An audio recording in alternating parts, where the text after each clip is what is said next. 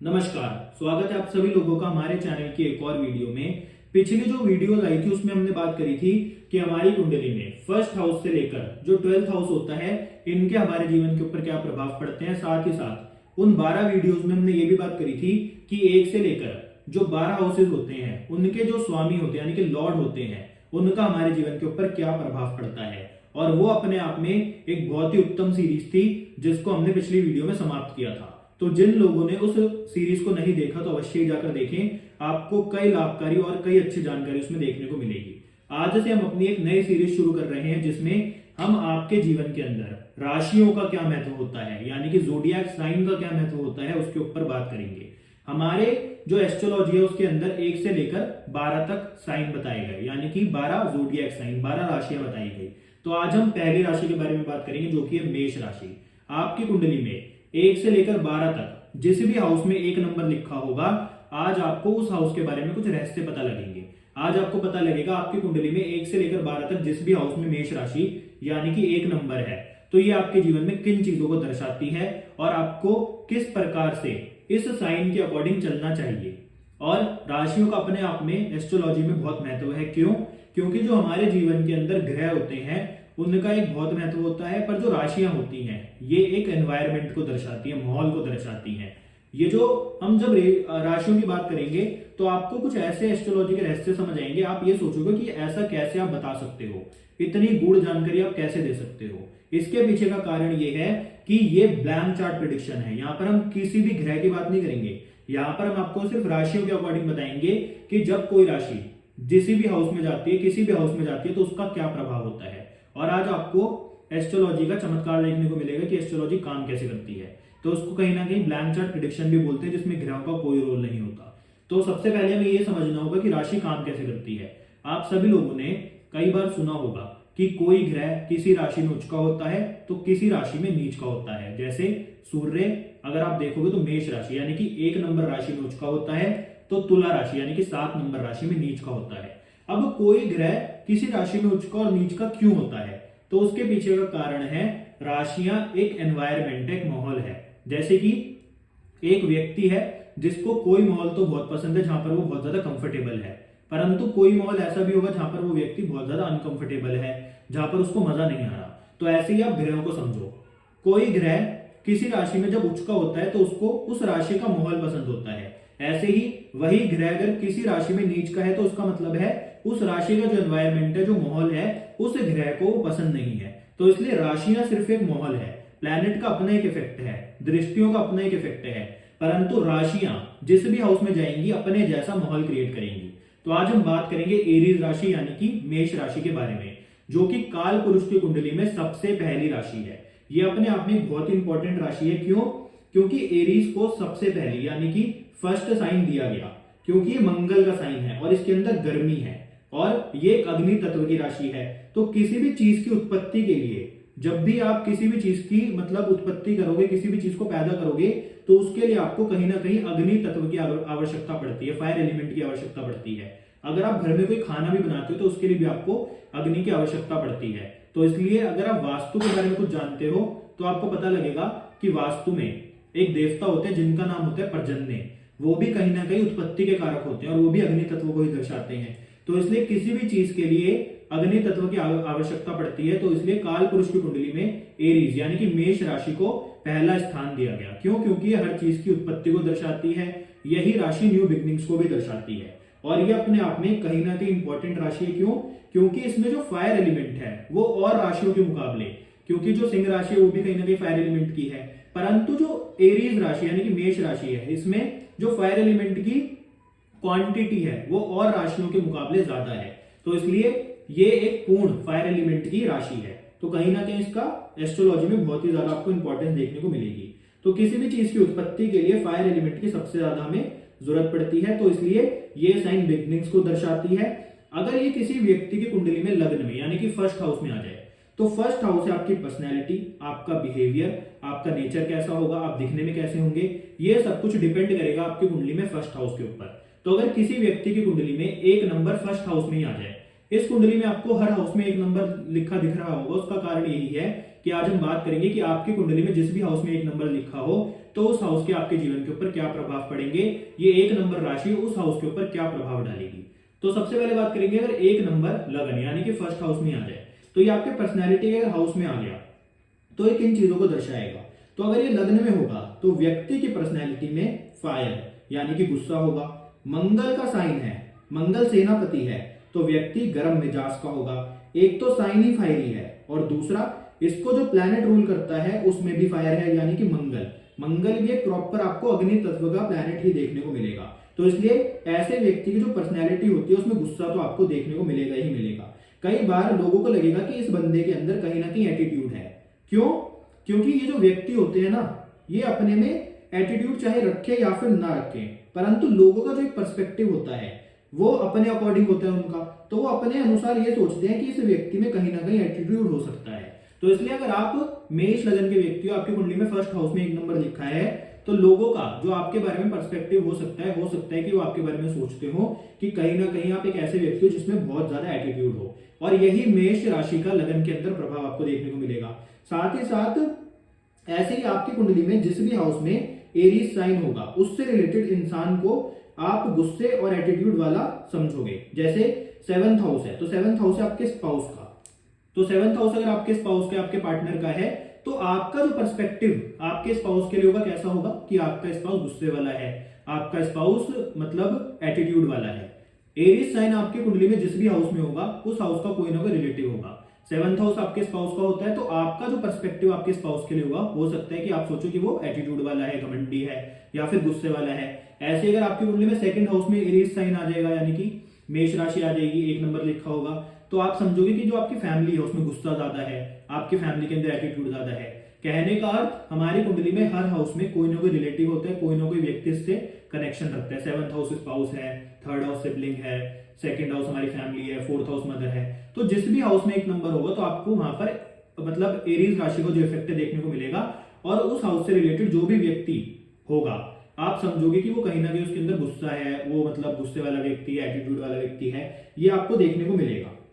क्यों? क्योंकि वहां पर एरीज राशि ने अपना माहौल क्रिएट कर दिया और एरीज राशि के अंदर गुस्सा है तो इसलिए आपको वो माहौल वहां पर देखने को मिलेगा। और एक बात याद रखना, हर इंसान में खूबियां बहुत होती हैं।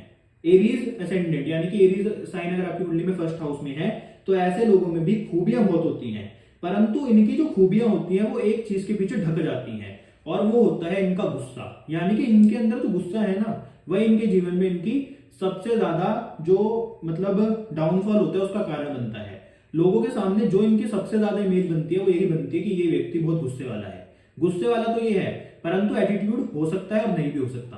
पर जो इनका गुस्सा है ना, ये कई इनकी जो अच्छी खूबियां हैं उनको कहीं ना कहीं गवा देता है। तो इसलिए अगर फर्स्ट हाउस में 1 नंबर है तो आपको इस प्रकार की चीजें देखने को मिल सकती हैं। साथ ही साथ ये भी आपको देखने को मिलेगा कि ये व्यक्ति एग्रेसिव बहुत जल्दी हो जाते हैं, परंतु इनको हर जगह पर आप देखोगे कि अगर गुस्सा भी आएगा तो शांत भी बहुत जल्दी हो जाते हैं। क्योंकि जो एरीज साइन है वो कहीं ना कहीं सडन एनर्जी है कि एक साथ एनर्जी बहुत सारी इकट्ठी हुई और वो गुब्बारा एनर्जी का फूटा परंतु एकदम से शांत हो गया। तो ऐसे लोगों को गुस्सा तो बहुत जल्दी आएगा परंतु शांत भी बहुत जल्दी हो जाएगा। तो ये भी आपको देखने को मिलेगा अगर फर्स्ट हाउस में 1 नंबर लिखा होगा।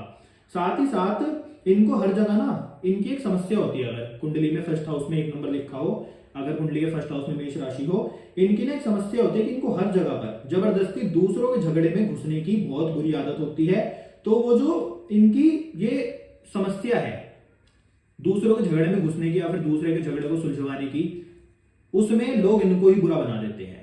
कई बार ऐसा भी होता है जब ये दूसरों के झगड़ों में मतलब घुसते हैं और उनके झगड़े को सॉल्व करवाना शुरू करते हैं तो वो व्यक्ति तो ठीक हो जाते हैं, परंतु वो व्यक्ति इनसे झगड़ा करना शुरू कर देंगे। यानी कि ये अच्छाई करने गए थे परंतु इनके साथ ही बुरा होना शुरू हो जाएगा।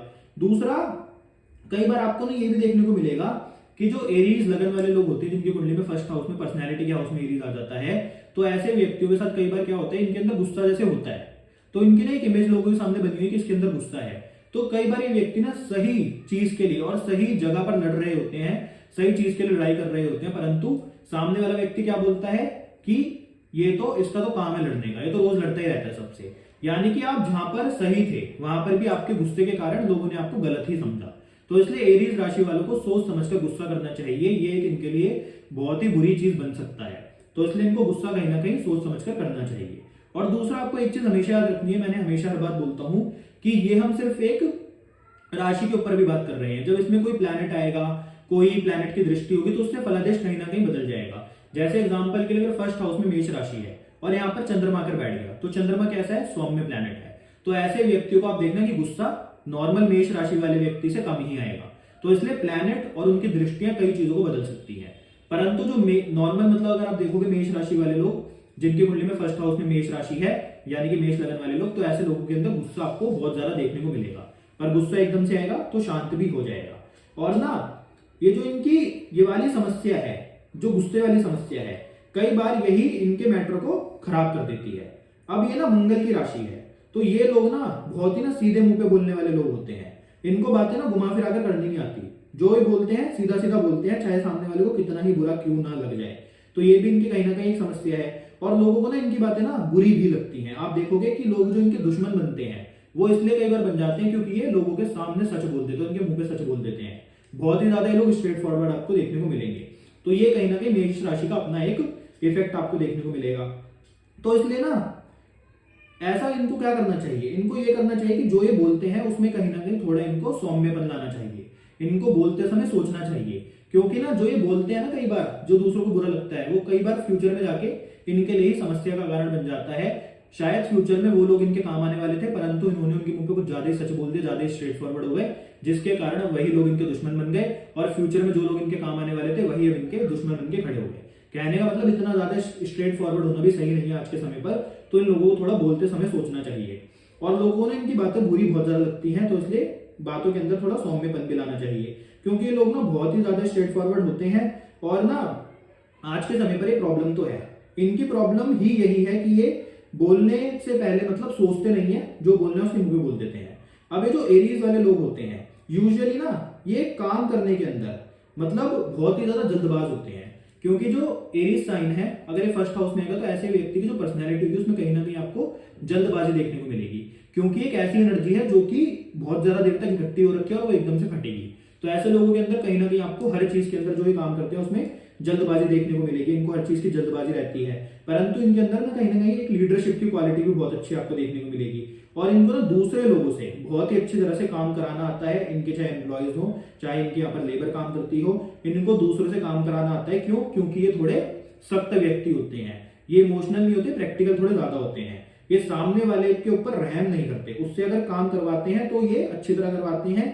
इनको कोई उसके ऊपर मतलब इमोशन नहीं झलकते कि उससे नहीं हो पा रहा तो मैं कर देता हूं, नहीं। ये कहेंगे जिसका काम है वही करेगा, और उससे उस व्यक्ति को काम आ भी जाता है, जो कि एक अपने आप में ये बहुत अच्छी बात है। और जो लोग अपने जीवन के अंदर सफलता प्राप्त करते हैं उनके अंदर ये वाला गुण होना चाहिए कि दूसरों से काम करवाना उनको आना चाहिए। साथ ही साथ ना ऐसे लोग ना बहुत ही ज्यादा इंडिपेंडेंट नेचर के होते हैं और ये एनर्जेटिक भी रहते हैं। कहीं ना कहीं ये स्टबर्न भी होते हैं, यानी कि जिद्दी भी होते हैं। और इनका जो गुस्सा होता है, मैंने आपको बोला कि मेंटेन नहीं रहता, वो एकदम से बहुत तेज आता है, परंतु फिर शांत भी जल्दी हो जाता है। ये लोग ना हर चीज में कुछ ना कुछ इनिशिएटिव भी लेते हैं, यानी कि इनको कुछ ना कुछ नया करने की आदत होती है। जब कहीं पर कुछ नया हो रहा होता है तो उसमें भी ये भाग लेते हैं। कहने का मतलब मेष राशि मैंने आपको बोला था कि कुछ ना कुछ नया जीवन के अंदर दर्शाती है, किसी न किसी चीज की न्यू बिगनिंग हो रही है, कहीं ना कहीं कुछ नया हो रहा है। तो इसलिए ऐसे लोगों की पर्सनैलिटी ऐसी होती है कि इनको नई नई चीजें करनी पसंद होती है। तो इसलिए ऐसे लोग कुछ ना कुछ नया करने का इनिशिएटिव भी लेते हैं और कुछ ना कुछ नया करते भी रहते हैं। एक नंबर राशि जो न्यू बिगनिंग्स को दर्शाती है, तो इनको हार्ड वर्क से भी कोई दिक्कत नहीं होती, बट ये चाहते हैं कि जो ये काम कर रहे हैं उसमें इनको अप्रिसिएशन मिले, लोग इनको पूछें और इनको अप्रिशिएट करें कि भाई तुमने जो काम किया बहुत अच्छा करा है। तो ये भी आपको देखने को मिलेगा। और इनकी लाइफ में एक ऐसा बंदा हमेशा होना चाहिए जो इनको सही प्रकार की सलाह ले। क्यों? क्योंकि ना जो इनको सही प्रकार की सलाह दे, क्यों? क्योंकि इस व्यक्ति के अंदर तो बहुत जल्दबाजी है, बहुत गुस्सा है, तो उसके कारण ही कई चीजों को खराब कर लेते हैं। तो इनकी लाइफ के अंदर कोई अगर ऐसा व्यक्ति सही इनके साथ आ जाए जो इनको सही प्रकार के सजेशन दे, सही सलाह दे कि काम करना कैसे है, तो ऐसे व्यक्ति अपनी लाइफ के अंदर बहुत सफलता प्राप्त करते हैं। और अगर आप देखोगे ना तो जो मेष लगन वाले, यानी कि जिनकी कुंडली में फर्स्ट हाउस में 1 नंबर लिखा है, तो ऐसे लोगों का जो स्पाउस होता है, जो लाइफ पार्टनर होता है, वो कहीं ना कहीं ऐसा अच्छा ही होता है, बैलेंस ही होता है। क्यों? क्योंकि कुंडली के फर्स्ट हाउस में 1 नंबर आ गया और 7th हाउस में 7 नंबर आ गया। तो 7 नंबर क्या है? बैलेंस को दर्शाता है। तो ऐसे लोगों का जो स्पाउस होता है वो कहीं ना कहीं बैलेंस भी होता है और वो इनको संभाल लेता है, और ये आपको इनकी लाइफ के अंदर देखने को मिलेगा।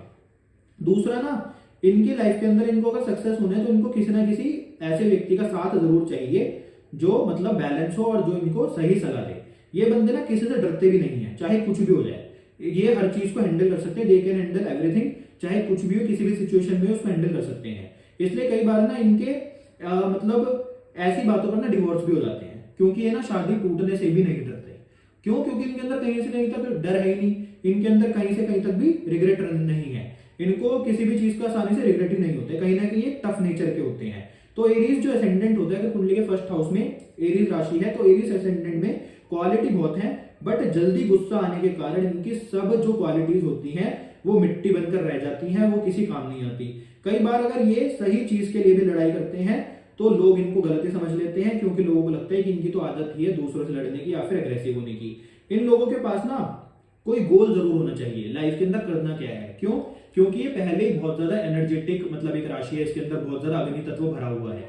तो अगर ये सही जगह पर सही गोल के लिए अपनी एनर्जी को वेस्ट नहीं करेंगे या फिर सही मतलब गोल के लिए अपनी एनर्जी को नहीं लगाएंगे, तो क्या होगा, इनकी जो एनर्जी होगी वो कहीं ना कहीं गलत चीजों में निकलेगी, मतलब अपने परिवार के ऊपर गुस्सा निकलेगा, गलत चीजों में इनकी एनर्जी निकलेगी। तो इसलिए ऐसे लोगों की लाइफ के अंदर कोई ना कोई गोल जरूर अपनी लाइफ के अंदर इनको रखना चाहिए, नहीं तो ये बहुत ज्यादा फ्रस्ट्रेटेड भी हो जाते हैं, फ्रस्ट्रेशन अपने परिवार के ऊपर ही निकालते हैं। एरीज लग्न वालों के ना आपको दिखेगा कि फेस के ऊपर ना कई बार हमने कई कुंडलियों में देखा है कोई ना कोई स्कार, कोई ना कोई बर्थ मार्क जरूर होता है, क्योंकि फर्स्ट हाउस आपका फेस भी है और एरीज राशि जब इसके अंदर आ गई तो आपको इस प्रकार का इफेक्ट देखने को मिल सकता है कि ऐसे लोगों का जो फेस हो उस पर कोई ना कोई स्कार या फिर आपको बर्थ मार्क देखने को मिलेगा। ये ना इमोशनल नहीं होते, और कई बार लोगों को लगता है कि ये लोग ना अपनी बातें लोगों के ऊपर थोप रहे हैं। क्यों? क्योंकि प्रैक्टिकल बहुत ज्यादा होते हैं, और जो प्रैक्टिकल बंदा होता है ना, अगर वो किसी बात के लिए खड़ा होता है, किसी बात की जिद पे अड़ जाता है या फिर किसी बात के लिए आर्ग्यू कर रहा होता है, तो लोगों को लगता है कि ये हमारे ऊपर बात थोप रहा है। क्यों? क्योंकि जो एरीज असेंडेंट यानी कि फर्स्ट हाउस में अगर एक नंबर लिखा है तो ऐसे लोग कहीं ना कहीं इमोशनल बहुत कम होते हैं और ये प्रैक्टिकल बहुत ज्यादा होते हैं। साथ ही साथ आप देखोगे आपकी कुंडली में जिस भी हाउस में एक नंबर लिखा होगा, उस हाउस का जो भी रिलेटिव होगा, आपके जो उसके साथ रिलेशन होंगे वो भी कहीं ना कहीं प्रैक्टिकल होंगे, इमोशनल नहीं होंगे। तो इसलिए वो भी आपके जीवन में कहीं ना कहीं समस्या का कारण बन सकते हैं। साथ ही साथ ना एरीज एक ना स्टार्टिंग पॉइंट है, तो जहां पर भी एरीज होगा वहां पर एक ऐसी घटना घटित हो रही है जो कि पहली बार हो रही है, और जहां आपकी कुंडली के अंदर एरीज साइन है वहां आपको एरीज साइन का पूरा पूरा माहौल देखने को मिलेगा, ये बात आप याद रखना। तो अभी हमने बात करी एरीज साइन और एरीज असेंडेंट के बारे में। अब बात करते हैं कि फर्स्ट हाउस के बाद जब आपकी कुंडली में एक नंबर यानी कि एरीज साइन सेकंड हाउस में जाएगा तो उसका क्या प्रभाव होगा। तो सेकंड हाउस है आपके धन का, आपके परिवार का, आपकी फैमिली का, आपके फूड का, तो इसलिए कहीं ना कहीं ये आपके जीवन के अंदर एक बहुत ही इंपॉर्टेंट हाउस है। तो अब यहाँ पर जब एक नंबर जाएगा तो क्या होगा, तो ऐसा व्यक्ति बोल सकता है कि मेरे खानदान में मेरा पहला खानदान ऐसा था जिसने कोई ऐसा काम करा, यानी कि हो सकता है कि इनके खानदान में कोई ऐसा काम करा हो जो कि पहली बार दुनिया के अंदर हुआ हो, या फिर इनके पूरे खानदान में इन्होंने कोई पहला काम करा हो, यानी कि इनको ना अपने खानदान से रिलेटेड हो सकता है कोई ना कोई ऐसी चीज जरूर हो जो इनकी फैमिली ने पहली बार करी हो। क्यों? क्योंकि यहाँ पर कुछ ना कुछ पहला हो रहा है, पहली बार हो रहा है। साथ ही साथ ये भी हो सकता है, अगर ये फैमिली वाला नहीं है, ये भी हो सकता है कि सेकंड हाउस धन का है, तो इन्होंने अपने लाइफ के अंदर इतना ज्यादा धन कमाया हो कि ये दूसरों को बोल सके कि मैंने अपने जीवन के अंदर इतना धन अर्जित करा जो आज तक नहीं करा, मैं अपने खानदान के अंदर पहला व्यक्ति हूं जिसने इतना धन अर्जित करा। कहने का मतलब धन के अंदर कहीं ना कहीं ये पहले व्यक्ति हो सकते हैं जिन्होंने कुछ ना कुछ अलग काम करा हो। साथ ही साथ सेकंड हाउस ना फूड का भी है, तो ऐसे लोग ना ये भी बोल सकते हैं कि मैं अपने खानदान में या फिर अपनी फैमिली में या फिर मैं एक पहला ऐसा व्यक्ति हूं जिसने इस कंट्री का खाना खाया, जिसने इस प्रकार के खाने खाए, जिसने इतने प्रकार के खाने खाए। कहने का मतलब फूड, फाइनेंस और फैमिली, इससे रिलेटेड कुछ ना कुछ नया और पहली बार होगा। साथ ही साथ ऐसे लोगों के साथ ना जीवन के अंदर ये जरूर होगा कि एकदम से धन आ गया और एकदम से चला गया, क्योंकि जहां पर भी आपकी कुंडली के अंदर एक नंबर यानी कि एरीज राशि होगी वहां पर चीजें एकदम से भी होती हैं। साथ ही साथ इस व्यक्ति के अपनी फैमिली के साथ जो रिलेशन होंगे वो कहीं ना कहीं आपको देखने को मिलेगा कि बहुत प्रैक्टिकल होंगे, इमोशनल नहीं होंगे। इनकी फैमिली का इनके साथ जो कनेक्शन होगा कहीं ना कहीं प्रैक्टिकल होगा, इमोशनल नहीं होगा। परंतु ये अपने आप में एक अच्छा मतलब योग है कि आपकी कुंडली में सेकंड हाउस में एरीज राशि यानी कि एक नंबर राशि है, क्योंकि धन, फैमिली और फूड इन सबके मामले में अच्छा ही है।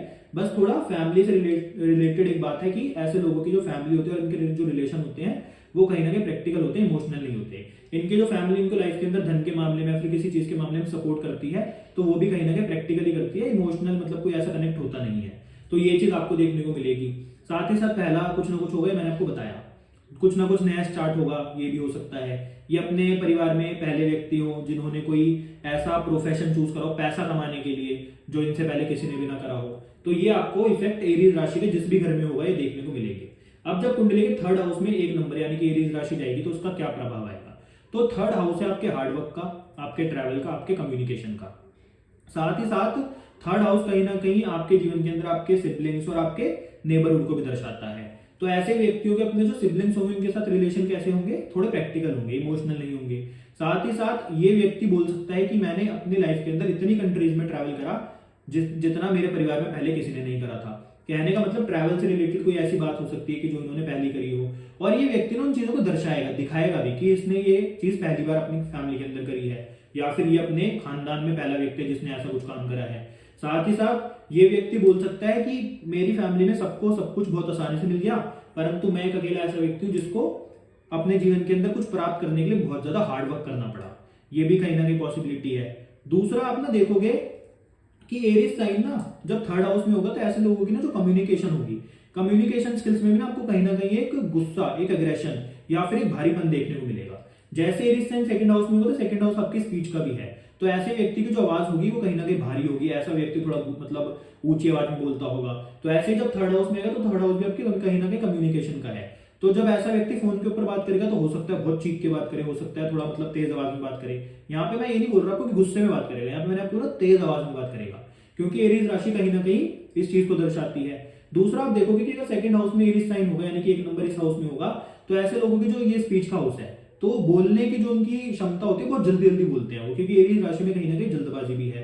ऐसे ही जब थर्ड हाउस में होगा तो हार्डवर्क से रिलेटेड मैंने आपको बताया कि बड़ाई मार सकता है, मैंने आपको बताया कि ट्रैवल से रिलेटेड कोई मतलब ऐसा काम कर सकता है जो उसके परिवार में किसी ने ना करा हो। साथ ही साथ थर्ड हाउस आपके नेबर्स और आपके सिबलिंग्स का भी है, तो हो सकता है कि ऐसे व्यक्ति के अपने नेबर्स के साथ भी और सिबलिंग्स के साथ दोनों के साथ ही कहीं ना कहीं रिलेशन जो हो प्रैक्टिकल हो, बहुत ज्यादा इमोशनल देखने को ना मिले। और कई बार ना जिस भी हाउस में एरीज साइन यानी कि 1 नंबर होता है तो उस हाउस से जो रिलेटेड होते हैं, उस हाउस के जो रिलेटेड होते हैं, तो ऐसे लोगों के जो उनके साथ कनेक्शन होते हैं वो कहीं ना मतभेद होता है, मतलब मनभेद नहीं मतभेद होता है कि कहीं ना कहीं बहुत अच्छे इनके व्यूज आपस में ना मिले। ये भी पॉसिबिलिटी आपको देखने को मिल सकती है। अब जब कुंडली के फोर्थ हाउस यानी कि मदर, व्हीकल्स यानी कि वाहन, घर यानी कि प्रॉपर्टी, इनके घर के अंदर फोर्थ हाउस के अंदर जब एरीज साइन जाएगा तो उसका क्या प्रभाव होगा। तो फोर्थ हाउस मैंने बताया कि मदर है, आपकी प्रॉपर्टी है, आपके वाहन है, आपके जिस घर के अंदर आप रहते हैं उसको भी फोर्थ हाउस दर्शाता है। तो ऐसे में ऐसे व्यक्ति के जो अपनी मदर के साथ संबंध होंगे वो कहीं ना कहीं प्रैक्टिकल होंगे। ऐसे व्यक्ति के अपनी जो मदर के साथ संबंध होंगे कहीं ना कहीं मतभेद होगा, इनकी मदर इनको या तो सपोर्ट नहीं करती होगी या फिर ये अपनी मदर को सपोर्ट ना करे, ये पॉसिबिलिटी हो सकती है। दूसरा ऐसे व्यक्ति बस काम से काम रखते हो अपनी मदर से जो इनके रिलेशन हो उसमें। दूसरा फोर्थ हाउस ना व्हीकल्स और घर का भी है, तो ये वही व्यक्ति है जो ये बोल सकता है कि मैंने अपने खानदान के अंदर ऐसी गाड़ी ली जो मेरे से पहले किसी ने नहीं ली, मैं अपने खानदान के अंदर पहला व्यक्ति हूं जिसने ये वाली गाड़ी ली, मैं अपने खानदान के अंदर पहला व्यक्ति हूं जिसने इतना बड़ा घर खरीदा, इतनी अच्छी लोकेलिटी में खरीदा। यानी कि घर और गाड़ी से रिलेटेड कुछ ऐसी बात जो ये व्यक्ति ने अपने खानदान के अंदर पहली बार करी। मतलब ये व्यक्ति पहले थे अपने खानदान के अंदर जिन्होंने घर से रिलेटेड और गाड़ी से रिलेटेड कुछ ना कुछ ऐसा कार्य करा जो कि पहली बार था। ऐसे ही व्यक्ति होते हैं जो बोलते हैं कि मैं अपने खानदान के अंदर पहला व्यक्ति था जिसने 2 करोड़ की गाड़ी खरीदी, मैं अपने खानदान के अंदर पहला व्यक्ति था जिसने 10 करोड़ का विला खरीदा, या फिर मैं अपने खानदान के अंदर पहला व्यक्ति था जिसने प्रॉपर्टी रियल एस्टेट का काम करा। कहने का मतलब आपको जो भी पहला होगा कुछ नया आपको होता दिखेगा जहां पर भी मेष राशि यानी कि 1 नंबर राशि होगी। अब जब कुंडली के 5th हाउस में 1 नंबर यानी कि मेष राशि जाएगी तो उसका क्या प्रभाव होगा। तो 5th हाउस है आपके एजुकेशन का, 5th हाउस है आपकी स्पिरिचुअलिटी का, आपके चाइल्ड का, 5th हाउस कहीं ना कहीं आपकी हीलिंग का भी है। तो ये व्यक्ति बोलेगा कि मैं अपने खानदान के अंदर पहला व्यक्ति हूं, या फिर मैं पहला व्यक्ति हूं, किसी भी चीज में हो सकता है। खानदान तो मैं आपको एग्जांपल के लिए बोल रहा हूं, मैं इस सोसाइटी में पहला व्यक्ति हूं, मैं इस खानदान के अंदर पहला व्यक्ति हूं, मैं पूरी फील्ड में पहला व्यक्ति हूं, मैं इस फील्ड में मतलब किसी भी चीज में पहला व्यक्ति ये हो सकता है कि जो उन्होंने नया काम करा हो। तो ये जो 5th हाउस में जब 1 नंबर आएगा तो ये व्यक्ति क्या बोलेगा, ये व्यक्ति बोलेगा कि मैं अपने खानदान के अंदर एक पहला व्यक्ति हूं जिसने इतनी अच्छी एजुकेशन प्राप्त करी, मैं अपने खानदान के अंदर पहला व्यक्ति हूं जो लॉयर बना, अपने खानदान के अंदर अपनी फैमिली के अंदर पहला व्यक्ति हूं, अपनी कम्युनिटी के अंदर पहला व्यक्ति हूं जो डॉक्टर बना, अपने पूरे खानदान के अंदर मैं पहला व्यक्ति हूं, अपने पूरी सोसाइटी नेबरहुड के अंदर मैं पहला व्यक्ति हूं जिसने कोई ऐसी एजुकेशन प्राप्त करी जो मेरे से पहले किसी ने नहीं करी, मैं पहला व्यक्ति हूं जिसने यूपीएससी का एग्जाम क्लियर करा। तो कहने का एजुकेशन से रिलेटेड कोई ऐसा काम जो कि इसने पहला करा हो। और वो ना बुरे में भी हो सकता है कि पूरे खानदान के अंदर यही व्यक्ति हो जो फेल हो गए, जिन्होंने कुछ करा ही नहीं। कहने का मतलब ये कहीं ना कुछ अलग करेंगे दूसरों से। किस फील्ड में? जिस हाउस की बात हो रही है, जिस हाउस में मेष राशि है। दूसरा, फिफ्थ हाउस आपकी चाइल्ड का भी, संतान का भी है। तो ये व्यक्ति होगा जो क्या बोलेगा कि मैं अपने खानदान के अंदर पहला व्यक्ति हूं जिसके ट्विंस हुए, मैं अपने खानदान के अंदर पहला व्यक्ति हूं जिसके बच्चे इतनी तरक्की करी। परंतु उसका उल्टा भी हो सकता है कि ये व्यक्ति अपने खानदान के अंदर पहले व्यक्ति हो सकते हैं जिनके बच्चे एडिक्टिव बने। कहने का मतलब बुरा या फिर भला, ये इसके लिए प्लैनेट्स और दृष्टियां बहुत इंपॉर्टेंट है। यहाँ पर सिर्फ मॉल की बात हो रही है कि क्या दर्शा रहा है, यहाँ पर कुछ ना कुछ नया हो रहा है, चाहे अच्छा हो चाहे बुरा हो, वो प्लैनेट और उसकी राशि के ऊपर और मतलब जो दृष्टियां होंगी, एस्पेक्ट होगा, उसके ऊपर डिपेंड करेगा। तो ये व्यक्ति अपने संतान से रिलेटेड कुछ ना कुछ ऐसा इन्होंने करा होगा जो पहले व्यक्ति हो। दूसरा, ये व्यक्ति ना कई बार क्या होगा, इनका ऐसे होंगे जिन्होंने अपनी लाइफ के अंदर लव मैरिज करी। अपने खानदान में पहले व्यक्ति हो सकते हैं जिन्होंने लव मैरिज करी। अपने खानदान के अंदर ये पहले व्यक्ति हो सकते हैं जिनका जो स्पाउस हो बहुत सुंदर हो, ये भी कहीं ना कहीं आपको देखने को मिलेगा। दूसरा, जो फिफ्थ हाउस है ना, कहीं ना कहीं संतान का भी। तो ऐसे में क्या होता है, ये अपने खानदान के अंदर पहले व्यक्ति हो सकते हैं जिनका घर में तो एक अपनी संतान है जो कि लीगल है, परंतु बाहर भी एक संतान है जिसके बारे में किसी को पता नहीं है। कहने का मतलब कुछ भी हो सकता है, कहीं से कुछ भी हिडन, कुछ नया कहीं ना कहीं आपको देखने को मिलेगा।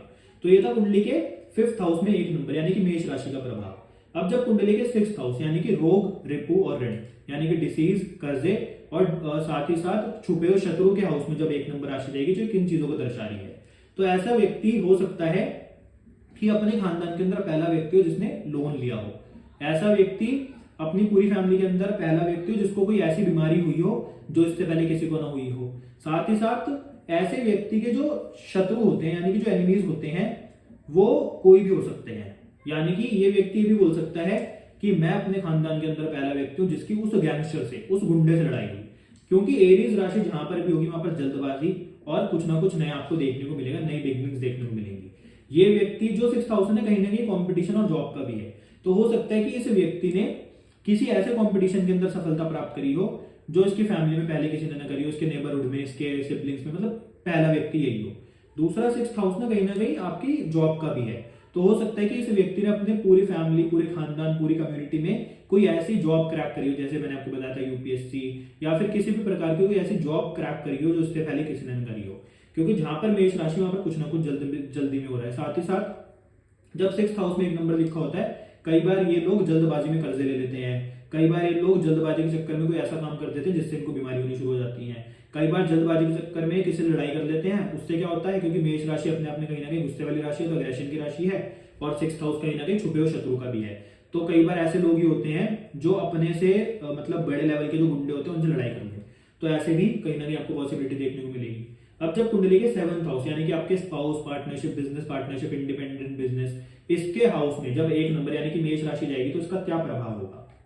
तो देखिए, सबसे पहली बात, ज्यादातर ऐसे लोगों का क्या हमने देखा है जो चार्ट्स में, वो ये देखा है कि ये व्यक्ति अपनी फैमिली के अंदर पहले होते हैं जिन्होंने लव मैरिज करी हो। ये व्यक्ति अपनी फैमिली के अंदर पहले व्यक्ति होते हैं जिन्होंने इंटरकास्ट मैरिज करी हो। ये व्यक्ति अपनी फैमिली के अंदर पहले होते हैं जिन्होंने कोई बिजनेस पार्टनरशिप में करा हो। कहने का मतलब कुछ ना कुछ अलग अपनी फैमिली के अलावा। साथ ही साथ जब 7th हाउस में 1 नंबर लिखा होता है तो कहीं ना कहीं ऐसे व्यक्तियों का जो पार्टनर होता है वो अग्रेसिव आपको देखने को मिलेगा। ऐसे व्यक्तियों का जो पार्टनर होता है उसके अंदर जल्दबाजी होगी। अगर 7th हाउस में 1 नंबर लिखा होगा तो इनका पार्टनर कहीं ना कहीं आपको जल्दबाज देखने को मिलेगा, ये चीजें बड़ी जल्दी हो रही है। साथ ही साथ जिसकी कुंडली के 7th हाउस में 1 नंबर लिखा होगा तो ऐसे व्यक्ति की जो पार्टनरशिप होती है वो कई बार लड़ाई में बदल जाती है। इनकी पार्टनरशिप बहुत सक्सेसफुल कई बार नहीं होती। क्यों? क्योंकि जो इनका बिजनेस पार्टनर होता है वो कहीं ना कहीं उसके अंदर भी एग्रेशन होता है, इनके लाइफ पार्टनर के अंदर भी एग्रेशन होता है। तो कई बार जब 7th हाउस में 1 नंबर लिखा होगा तो ऐसे लोगों की शादियों में डिवोर्स भी देखने में आते हैं। तो इसलिए जब 7th हाउस में 1 नंबर लिखा होगा तो आपको कुछ ना कुछ इस हाउस से रिलेटेड नया देखने को मिलेगा। और ये तो है ही हाउस मैरिज का, शादी का, स्पाउस का। तो ऐसे लोगों ने कुछ ना कुछ अलग जरूर करा होता है, चाहे लव मैरिज करियो अपने खानदान में पहली, चाहे इंटरकास्ट मैरिज करियो, इससे रिलेटेड कुछ भी हो सकता है। अब जब कुंडली के 8th हाउस यानी कि पेन, ट्रांसफॉर्मेशन, ऑकल्ट, हिडन चीजों के हाउस में जब 1 नंबर जाएगा तो क्या होगा। तो ये व्यक्ति वो हो सकता है जो बोले कि अपने खानदान के अंदर मैं पहला व्यक्ति था जिसने पहले इतना पेन सहा, इतना दर्द सहा, इतनी मेहनत करी, उसके बाद जाके मेरी लाइफ के अंदर ट्रांसफॉर्मेशन हुआ। हो सकता है कि ऐसे व्यक्ति की लाइफ के अंदर कोई ट्रांसफॉर्मेशन बहुत जल्दी से हो। ऐसे व्यक्ति की लाइफ के अंदर मतलब पेन भी कई बार एकदम से आ जाए और एकदम से बिल्कुल खत्म हो जाए। एकदम से पेन आए परंतु उसके बाद ट्रांसफॉर्मेशन जो हो वो किसी व्यक्ति का 50-50 सालों में भी ना हो, क्योंकि तो 8th हाउस कहीं ना कहीं ट्रांसफॉर्मेशन को भी दर्शाता है। परंतु ऐसे व्यक्ति की लाइफ के अंदर आप देखोगे कि इनके गुस्से के अंदर आपको स्टेबिलिटी नहीं मिलेगी। इनकी लाइफ के अंदर भी जब इनको गुस्सा आएगा तो बहुत जल्दी और एकदम से चला भी जाएगा। साथ ही साथ ऐसे लोग होते हैं जो अपने जल्दबाजी के चक्कर में काम खराब करते हैं, जिनका एक नंबर 8th हाउस में लिखा होता है। कई बार ऐसे व्यक्ति जो भी कोई नया काम शुरू करते हैं उसमें अड़चने आती हैं, पेन इनको मिलता है। क्यों? क्योंकि 8th हाउस है वो कहीं ना कहीं पेन का है, और यहाँ पर जब एक नंबर आएगा जो कि न्यू बिगनिंग्स को दर्शाता है, नए काम को दर्शाता है, तो ऐसे में इनको समस्या देखने को मिल सकती है कि जो भी कोई नया काम शुरू करें, जब भी इनके घर के अंदर किसी की शादी हो, मतलब जो भी फंक्शन पहले स्टार्ट हो उसमें समस्या है, किसी भी नए मंगल कार्य में समस्या क्रिएट हो, कहने का मतलब जो भी कुछ नया हो उसमें कहीं ना कहीं इस अनस्टेबिलिटी और समस्या का इनको सामना करना पड़ सकता है। परंतु ये लोग वो होते हैं जो कुछ अपने पूरी फैमिली, पूरे खानदान, पूरी कम्युनिटी के अंदर कोई ऐसा हिडन काम करते हैं जो इनसे पहले किसी ने भी ना करा हो, और उसमें इनको बहुत तरक्की भी मिलती है, ये आपको देखने को मिलेगा। परंतु गड़बड़ कब होता है? जब ये अपने गुस्से के चक्कर में सब कुछ है तो ढिंडोरा पीट देते हैं, सबको बता देते हैं, या फिर उसके चक्कर में लड़ाइयां कर लेते हैं। तो इसलिए एरीज मतलब एक नंबर आपकी कुंडली में किसी भी हाउस में, एरीज राशि किसी भी हाउस में, मेष राशि किसी भी हाउस में हो, गुस्से से हमेशा बचना है। अब जब कुंडली के अंदर एक नंबर कुंडली के 9th हाउस में जाएगा तो इसका क्या प्रभाव होगा? तो जब भी मेष राशि कुंडली के 9th हाउस में होगी तो 9th हाउस है आपके भाग्य का, आपके पिता का, साथ ही साथ आपके गुरु का। तो कई बार ऐसे लोगों के अपने गुरु से ही मतभेद हो जाते हैं, अपने पिता से ही मतभेद हो जाते हैं। इनके गुरु और इनका जो रिश्ता होता है बहुत प्रैक्टिकल होता है। कई बार जो इनका भाग्य होता है वो तो एकदम से इनका बहुत साथ दे देता है, परंतु कई बार बिल्कुल भी नहीं देता। कई बार इनको अपने भाग्य की जब बहुत जरूरत होती है तो बहुत अच्छा इनके मतलब साथ दे देता है, परंतु कई बार इनको जब और भी ज्यादा जरूरत होती है वो साथ ही नहीं देता। क्योंकि मेष राशि ना एक एट्रीब्यूट है उसका कि एकदम से चीजें होती हैं परंतु बिल्कुल शांत हो जाती हैं। गुब्बारा एकदम से फूटता है, सारी हवा निकल जाती है, फिर उसके बाद बिल्कुल खुश हो जाता है। कहने का अर्थ ये है कि एकदम से चीजें होती है परंतु कांस्टेंट कुछ नहीं है, एकदम से नीचे गिर जाती है। भाग्य अगर चमकता है तो बहुत लंबे समय के लिए नहीं चमकता, एकदम से चमकेगा फिर डाउन हो जाएगा। भाग्य से रिलेटेड अगर कुछ मिलेगा तो एकदम से मिलेगा, परंतु कांस्टेंट नहीं रहेगा, फिर एकदम से डाउन भी हो जाएगा। क्योंकि मेष राशि जहां पर भी होगी वहां पर कुछ ना कुछ एकदम से जरूर होगा। साथ ही साथ 9th हाउस ना कहीं धार्मिक चीजों को दर्शाता है, धार्मिक ग्रंथों को दर्शाता है। तो ये वो लोग होते हैं जो एकदम से अपने धर्म को बदल लेते हैं। हो सकता है ये व्यक्ति अपने पूरे खानदान में पहला हो जिसने अपना धर्म परिवर्तन करा हो। परंतु कई बार ना अगर एक नंबर 9th हाउस में होता है तो ऐसे लोग कई बार तो एकदम से बहुत ज्यादा रिलीजियस बन जाते हैं, धार्मिक बन जाते हैं, परंतु एक बार बिल्कुल सब कुछ छोड़ के बोलते हैं कि मैं तो भगवान को मानता ही नहीं। ये भी आपको देखने को मिलेगा। कई बार जब 9th हाउस में कुंडली के एक नंबर लिखा होगा तो आपको ये भी देखने को मिलेगा कि अपने खानदान के अंदर पहले व्यक्ति हो सकते हैं जो कि ऑकल्ट की फील्ड यानी कि एस्ट्रोलॉजी, वास्तु, स्पिरिचुअल हीलिंग, इस प्रकार की किसी फील्ड में गए हों, तो ये भी आपको देखने को मिल सकता है। क्योंकि जहां पर भी एक नंबर यानी कि मेष राशि की वहां पर कुछ ना कुछ नया जरूर होगा। अब जब कुंडली के 10th हाउस यानी कि प्रोफेशन, कर्म के भाव में एक नंबर आएगा तो क्या होगा? तो ऐसे लोगों का जो प्रोफेशन होगा कहीं ना जो 10th हाउस है गद्दी भी है, ये आपकी पोजीशन भी है। तो ऐसे लोगों को कहीं ना कहीं एकदम से बहुत ज्यादा अच्छी पोजीशन पर प्रमोशन मिल जाएगा। ऐसे लोगों को एक बहुत ही अच्छी पोस्ट मिल जाएगी। ये व्यक्ति अगर नेता होगा तो हो सकता है पहले इस नेता को कोई भी ना पूछता हो, परंतु लाइफ के अंदर एक ऐसा टर्न आए कि ये नेता एक बहुत ही अच्छी पोस्ट पे पहुंच जाए, इसको कोई ऐसे मतलब पोजीशन या फिर किसी ऐसी सीट की टिकट मिल जाए कि ये बहुत अच्छी ऊंचाई पे पहुंच जाए। कहने का मतलब प्रोफेशन के अंदर कहीं ना कहीं सडन ग्रोथ, प्रोफेशन के अंदर कहीं ना कहीं सडन चेंजेस इस व्यक्ति को देखने को मिल सकते हैं। क्योंकि जो कहीं ना कहीं आपकी कुंडली का 10th हाउस प्रोफेशन है, प्रोफेशन में आपको हाइक देखने को मिलेगी, सडन प्रमोशन देखने को मिलेंगे। ऐसे लोग ना इनकम के बारे में आपको बात करते हुए दिखेंगे। ऐसे लोग ज्यादातर जो बात करेंगे इनकम से रिलेटेड करेंगे। ऐसे लोग किसी भी प्रोफेशन में हो सकते हैं कि पहले हों, कि इनके खानदान में ये पहले व्यक्ति जिन्होंने किसी ऐसे प्रोफेशन को चूज करा हो। इनके जो इनका प्रोफेशन हो सकता है इनके खानदान में इनसे पहले किसी ने भी उस प्रोफेशन को चूज ना करा हो, ये भी हो सकता है। मतलब प्रोफेशन से रिलेटेड कुछ नया, एकदम से तरक्की इनको मिलती है परंतु एकदम से डाउनफॉल भी कई बार मिलता है। ऐसे लोग ना अपनी फैमिली से अलग कुछ काम करते हैं, ये आपको जरूर दिखेगा। तो जब भी एक नंबर 10th हाउस में होगा तो सबसे पहले प्रोफेशन से रिलेटेड, गद्दे से रिलेटेड कुछ ना कुछ नया, और उसमें सडन चेंजेस, या तो अच्छे या फिर बुरे। अब जब कुंडली के 11th हाउस में एक नंबर होगा तो 11th हाउस है आपके इनकम का, आपके फ्रेंड्स का, 11th हाउस आपकी इच्छा पूर्ति का। तो ये लोग ना जब पैसे के बारे में बात करेंगे तो कॉशियस रहेंगे। ये लोग हमेशा खर्चे के बारे में ज्यादा बात करेंगे और कमाई के बारे में कम करेंगे। इनकी लाइफ में एकदम से पैसों के मामले में इनको बहुत ज्यादा ग्रोथ मिल सकती है कि एकदम से करोड़ों का फायदा हो जाए, परंतु एकदम से करोड़ों का नुकसान भी हो सकता है। और कई बार ऐसा होता है कि करोड़ों का फायदा एकदम से हुआ परंतु वो ना जो ग्रोथ है वो स्टेबल नहीं है, कॉन्स्टेंट नहीं है, वो गिर गई। कहने का मतलब मंगल और मेष राशि जो भी देती है ना उसमें स्टेबिलिटी नहीं होती, वो कॉन्स्टेंट नहीं रहती, एकदम से होती है पर एकदम से बिल्कुल नीचे गिर जाती है। तो आपको इस प्रकार की चीजें देखने को मिलेंगी। और 11th हाउस में जब एक नंबर लिखा होगा मेष राशि होगी तो इनके लाइफ के अंदर कई बार सडन ग्रोथ देखने को मिलती है। तो कई बार जो प्रॉफिट इनकी लाइफ के अंदर इनको होते हैं, गेन्स होते हैं, उसमें भी सडन जंप देखने को मिलेगा। एकदम इनकम बहुत ज्यादा बढ़ जाएगी बट कंसिस्टेंसी बिल्कुल भी नहीं रहती। अगर ये लोग प्रॉपर्टी का काम करें तो एकदम से इनको करोड़ों का फायदा हो जाता है। कई बार फायदा ऐसा हो जाता है जो उन्होंने 100 साल के अंदर भी नहीं इनको मिला होता। ऐसे लोग ना कमाई नहीं बताते, हमेशा खर्चों की बात करते हैं, ये भी आपको देखने को मिलेगा। परंतु ऐसे लोगों के जीवन में इनकम के जो सोर्सेज होंगे हो सकता है अपनी पूरी फैमिली से अलग हो, ये भी कहीं ना कहीं आपको देखने को मिलेगा। अब जब कुंडली के 12th हाउस में एक नंबर यानी कि जो मोक्ष का हाउस है उसमें जब एक नंबर जाएगा, जो इन्वेस्टमेंट का हाउस है उसमें जब एक नंबर जाएगा, ये फॉरेन सेटलमेंट का हाउस भी जब इसमें एक नंबर जाएगा तो क्या होगा? ये वही लोग होते हैं जिनका वीजा एकदम से लग जाता है। कई लोग होते हैं जो सालों सालों ट्राई करते हैं पर वीजा नहीं लग रहा होता, परंतु ये लोग वो होते हैं जैसे ही ट्राई करते हैं वैसे वीजा लग जाता है, क्योंकि फॉरेन में जो सेटलमेंट होगी वो भी कहीं ना कहीं एकदम से होगी। जो व्यक्ति जिसकी कुंडली में 12th हाउस में एक नंबर लिखा है, वो व्यक्ति होते हैं जो हमारे पास कई बार कुंडली आती है जिन्होंने बिल्कुल नहीं सोचा था कि इनको फॉरेन जाना है, जिनका कोई मन नहीं था, परंतु इनकी लाइफ के अंदर कोई ऐसे इवेंट और सिचुएशन घटित होती है जिसके कारण इनको एकदम से फॉरेन में सेटल होना पड़ जाता है। ये भी आपको देखने को मिलेगा। तो ऐसे लोगों को ना आप देखोगे कि जो खर्चे होंगे वो भी अचानक से होंगे, क्योंकि 12th हाउस खर्चे यानी कि व्यय का है। तो ऐसे लोगों के खर्चे जो होते हैं वो अचानक से होते हैं। और ऐसे लोगों के जो खर्चे होते हैं वो ज्यादातर इनके अपनी ब्यूटी और अपनी पर्सनैलिटी के ऊपर ही होते हैं। दूसरा, ऐसे लोगों के जीवन के अंदर सबसे बड़ी बात जो होगा वो क्या होगा कि खर्चे सडन होंगे, एकदम से बहुत बड़े खर्चे आ जाएंगे तो एकदम से बिल्कुल बंद हो जाएंगे। कहने का मतलब कुछ ना कुछ सडन जल्दी हो रहा है, साथ ही साथ एकदम से हो रहा है। और 12th हाउस फॉरेन सेटलमेंट का है, तो ऐसे लोग फॉरेन में जब सेटल होते हैं तो एकदम से हो जाते हैं, किसी को भनक भी नहीं लगती। जो 12th हाउस है कहीं ना कहीं मोक्ष का भी है, तो ये वो लोग होते हैं जिनको मोक्ष की कोई चाह नहीं होती, परंतु एकदम से इनके अंदर आता है कि अब तो मोक्ष प्राप्त करना है, ये वो लोग भी हो सकते हैं।